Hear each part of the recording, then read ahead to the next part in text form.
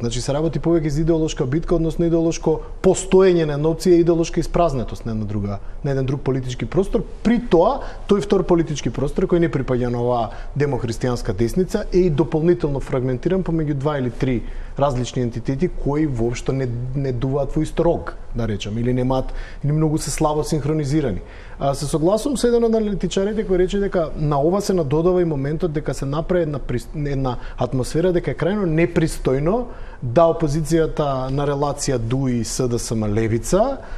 соработува на кој било начин и со самото тоа да придонесе кон тоа да овој помонолитен блок кој нема никаков предизвик во овој момент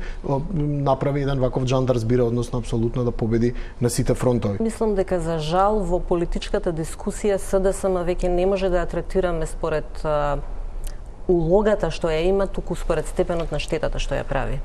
врз сите политички процеси, вклучително и со незиното нечинење, значи не действување, туку обратно нечинење на политичката сцена. Ние имаме втори последователни